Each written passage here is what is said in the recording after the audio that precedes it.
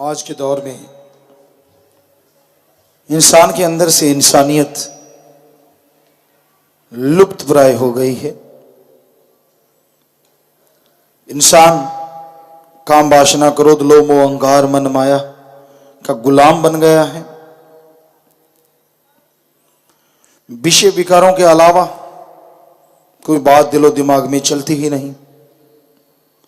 हर समय बुरी विचार, हर समय बुरी सोच, अल्लाह वाहिगुरु गॉड खुदा रब की बातें दूर होती जा रही हैं। और जिनके दिलो दिमाग में अल्लाह राम की बात है, उन पे मालिक की कृपा है, दया है।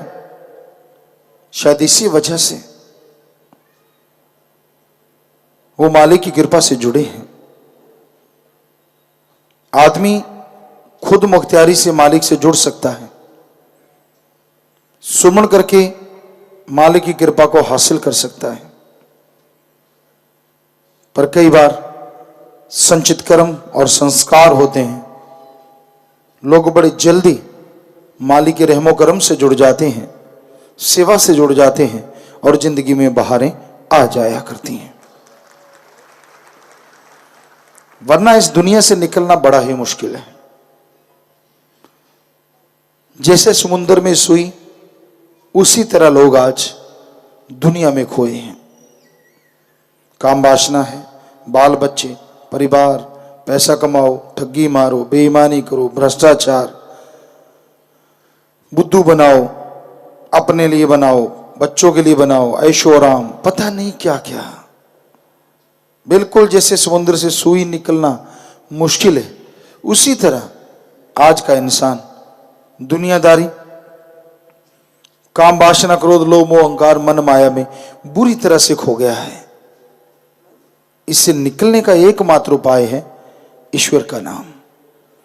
सत्संग सुने, राम नाम का जाप करें तो जरूर बुराइयों से निकल के मालिक की कृपा दया में रहमत के काबिल बन सकता है। वरना बहुत मुश्किल है। आज लोग खोए हुए हैं।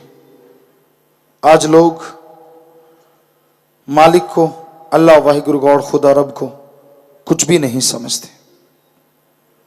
अपनी खुदगर्जी है, अपना काम धंधा, उसी में खो के मालिक से दूर है। संत ये नहीं कहते काम धंधा ना करो, काम धंधा करो, पर जीने के लिए कमाओ। कमाने के लिए अगर जीने लग गए तो मशीन बन जाओगे। हमारे जितने भी धर्म है सभी में लिखा है जीने के लिए कमाना है, मतलब मेहनत करनी है, कड़ा परिश्रम करना है, हक हलाल हार्ड वर्क करना है। इसलिए क्योंकि हमने अपने फर्ज, अपने कर्तव्य का निर्वाह करना है। जो बच्चे हैं, शरीर है, परिवार है, उनका पालन पोषण तो करना ही करना है। लेकिन इतना भी ना फंस जाओ कि उसके अलावा कुछ नजर ही ना आए, कि बस दिन रात सोते जागते कमाओ, उसको लूटो, इसको लूटो, उसको बर्बाद कर दो, इसका हक मार के छीन लो, उसको चैन से जीने ना दो, उसको दबा के रखो, उसको ब्लैकमेलिंग करो, इत्यादि इत्यादि। ये किसी धर्म में लिखा हुआ नहीं है। संतुष्ट रहो। संतोष धन सबसे बड़ा धन है। जिनके अंदर संतुष्टि होती है, दुनिया में सबसे सुखी वो होते हैं। संतुष्टि किसे कहते हैं? संतोष किसे कहते हैं? जो आदमी के पास है उसका सुख ले, और जो पास में नहीं है उसके लिए मेहनत करे, टेंशन ना करे। इसी का नाम संतुष्टि है। और ऐसे लोगों को हमने देखा है और देखते हैं अब भी। मेहनत करते हैं, जो आ गया खाते हैं, दूसरों को भी खिलाते हैं, परमार्थ भी करते हैं, स्वार्थ सिद्धि भी होती है। बस विदाउट टेंशन बढ़ते चले जाते हैं, मेहनत करते हैं। कड़ा परिश्रम करना तो जरूरी है। कहते जो परमात्मा ने लिखा है मिल तो जाएगा ही। अब तू खुराटे मारता रहेगा तो कहां से मिल जाएगा? परमात्मा ने, भगवान ने, अल्लाह वाहिगुरु गॉड ने इंसान को खुद मुख्तियारी दी है कि वो अपने नए कर्म बना सकता है।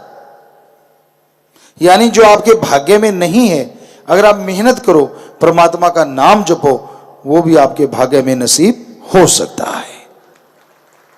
ये आदमी को ताकत दी है परमात्मा ने, पशुओं को नहीं। वो तो जैसे कर्म है उनके अनुसार भोगते रहते हैं, आदमी अपने कर्म काट सकता है। तो इसलिए आप सुमन कीजिए, मेहनत कीजिए, मालिक को मांगते हुए आगे बढ़िए, वचनों पे रहिए। जब आदमी इखलाक से गिर जाता है तो गिरता ऐसा है, संभल नहीं पाता। एक बार अगर बुरा काम करने लग जाए तो मन का चस्का बढ़ जाता है, मन फिर रुकने नहीं देता। ये भी बुरा कर, वो भी बुरा कर, फला भी बुरा कर, और करता ही चला जाता है। कहते हैं जिस पशु को आदत पड़ जाए रस्सा चबाने की, बड़ा मुश्किल है उसकी आदत छुड़वाना। पर जमींदार भाई जानते हैं, छुड़वा भी लेते हैं रस्सियों से। एक मुंह पे बांधने वाला, जिसे पंजाबी में छिकला कहते हैं, तो वो एक ऐसा चढ़ा देते हैं, रस्सी बांध देते हैं सिर पे, सींगों पे।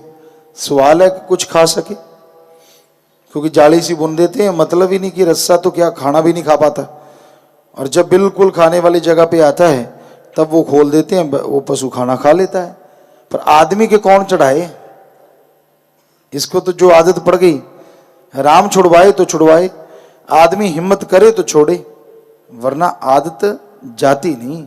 बारे शाह ना आदतां जांदियां जी, भावें कट्टिए पोरियां पोरियां जी। आदत नहीं जाती आदमी की, जैसी भी पड़ गई। हाँ, उसको बदला जा सकता है परमात्मा के नाम से, भक्ति इबादत से और विल पावर आत्मविश्वास से। आदतें बदल जाती हैं, पर आदत बदलने के लिए आपको मालिक के नाम का सुमरण करना होगा, भक्ति इबादत करनी होगी, तभी आदतें बदलेंगी, तभी मालिक की कृपा दृष्टि के काबिल आप बन पाएंगे।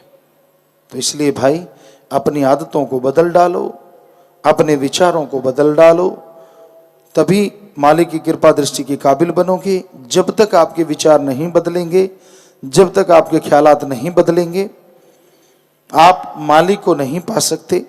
और विचारों को बदलने के लिए सुमरण करना होगा, सेवा करनी होगी, ताकि आपके गंदे विचार बदल जाएं, उनकी जगह अच्छे विचार आ जाएं और मालिक की कृपा दृष्टि के काबिल आप बनते चले जाएं।